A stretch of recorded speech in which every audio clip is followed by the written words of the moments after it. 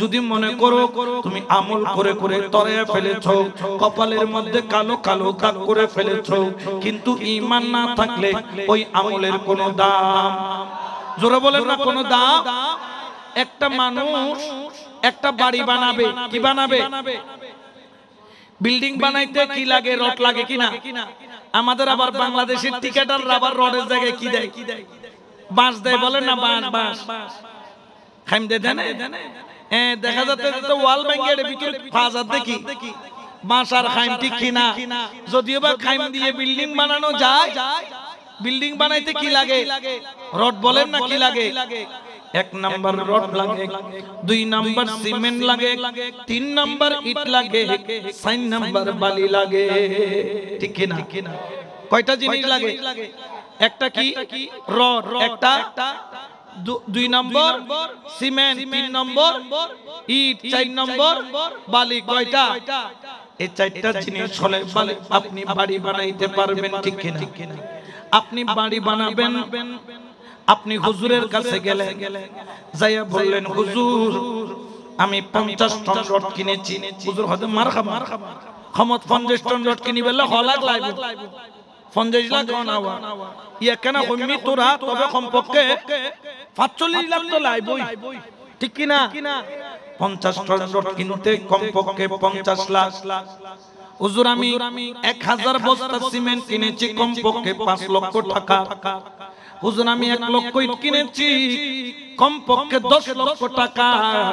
হুজুর আমি সিলেটের জাফলংয়ের বালি এনেছি, কমপক্ষে 3 লক্ষ টাকা। হুজুর বললেন মাশাআল্লাহ অনেক কিছু কিনেছো, তুমি বিল্ডিং এর কাজ কখন শুরু করবা?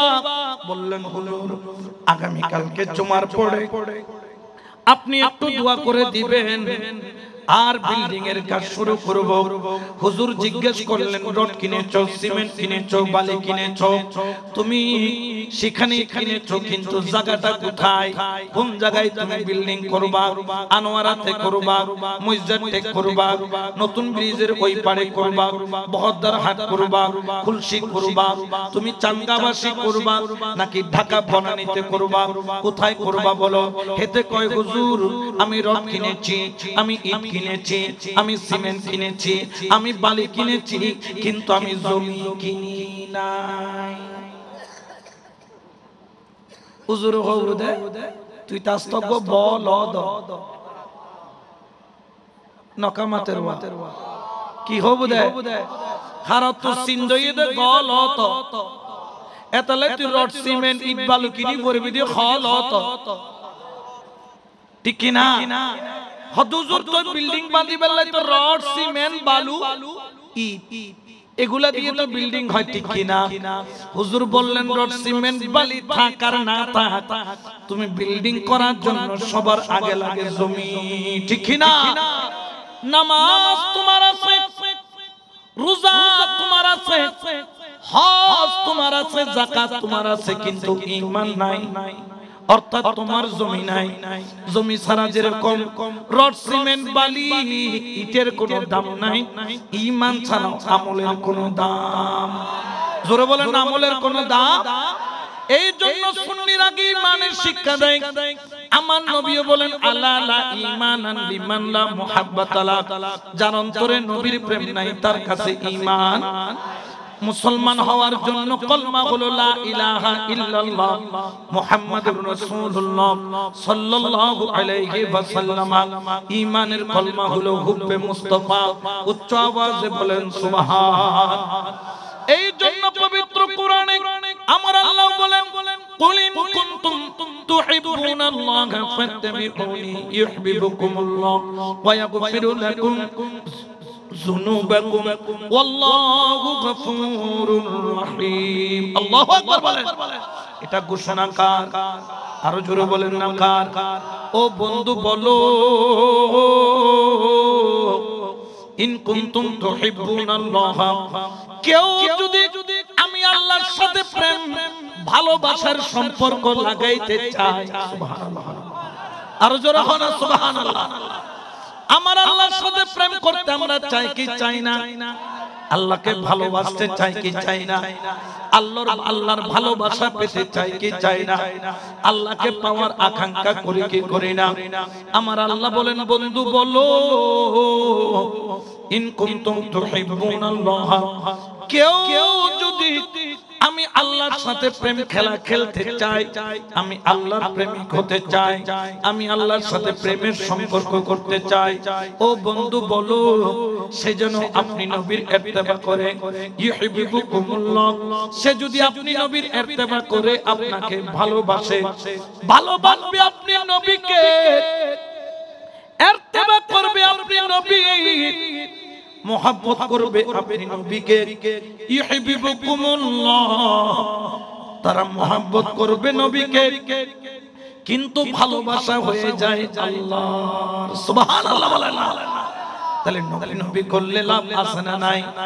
আরো জোরে বলেন না, আছে না নাই? এই জন্য নবীর প্রেম ছাড়া বিকল্প কোনো উপায়, যেমন সবাই আমার সাথে বলেন আল্লাহ, ডর করে হন আল্লাহ, আর মোহাব্বতে বলেন আল্লাহ। আচ্ছা, আল্লাহ যখন বলবেন ঠোঁটের সাথে লাগে কিনা একটু দেখেন তো, আল্লাহ আল্লাহ আল্লাহ লাগে না? না লাগে। আবার একটু খেয়াল করে বলেন আল্লাহ আল্লাহ আল্লাহ, লাগছে? লাগে নাই। এবার বলেন মুহাম্মদ, আবার বলেন মুহাম্মদ, মুহাম্মদ সাল্লাল্লাহু আলাইহি ওয়াসাল্লাম। আচ্ছা বলেন তো, মুহাম্মদ সাল্লাল্লাহু আলাইহি ওয়াসাল্লাম মুস্তাফার নাম নেওয়ার সময় ঠোঁটকে কয়বার চুমা দেয়? কয়বার?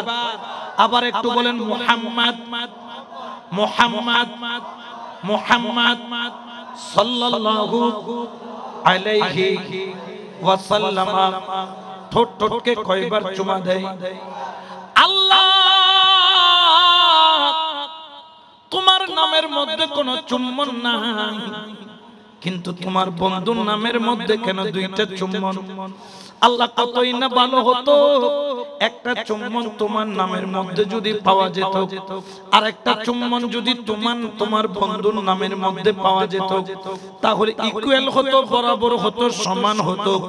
কিন্তু আল্লাহ তোমার নাম তেমন ভাবে সাজাইলা যেখানে একটাও চুম্বন পাওয়া যায় না, কিন্তু তোমার বন্ধুর নামের মধ্যে একটা নয় কয়টা? জোরে বলেন না, কয়টা? আল্লাহ, আমরা জানতে চাই। আল্লাহ বুঝাইলেন আল্লাহ ওয়ালার মাধ্যমে, ওরে শোন শোন শোন, এটা হলো আল্লাহ তার বন্ধুর প্রতি ভালোবাসা। আমার আল্লাহ বুঝাইলো, ওরে জগতের মানুষ, বন্ধুর নামের মধ্যে দুইটা চুম্বন তোমরা দেখতে পাও, আসলে সেখানে হওয়ার কথা ছিল একটা আমি আল্লাহর নামের মধ্যে, আর একটা আমার বন্ধুর নামের মধ্যে।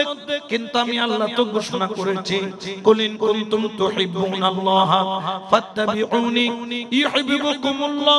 যেই ব্যক্তি নবীকে ভালোবাসবে, ওই ভালোবাসার অপর নাম হবে নবীর ভালোবাসা। যেই ব্যক্তি আমার বন্ধুকে ভালোবাসবে, ওই ভালোবাসার অপর নাম হবে আল্লাহর ভালোবাসা। জিকির করলে নবী নবী, খুশি হলো আল্লাহ।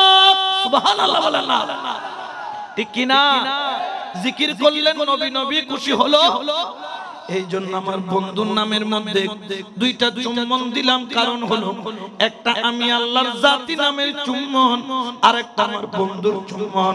আমি আল্লাহর জাতি নামের চুম্বনটাও আমার বন্ধুর নামের মধ্যে দিয়ে দিলাম, কারণ বন্ধুর নামে যখন তোমরা স্মরণ করবা, ওইখানে আমি আল্লাহর মোহাব্বতের চুম্বনের হক আদায় হয়ে যাবে। সুবহানাল্লাহ বলেন, ঠিক কি না? এই জন্য বাবা খবরদার, আল্লাহ ওয়ালার কদম ছাড়বা না, নবীর প্রেম ছাড়বা না, কারণ নবীর প্রেম ছাড়া তুমি কখনো কিয়ামতের ময়দানে আল্লাহর সামনে দাঁড়ানোর তোমার যোগ্যতা নাই। তুমি যদি দাঁড়াও, নবীর প্রেম নিয়ে দাঁড়াবা, নবীর মুহাব্বত নিয়ে দাঁড়াবা, ঠিক কি না? আরো জোরে বলেন না, ঠিক কি না?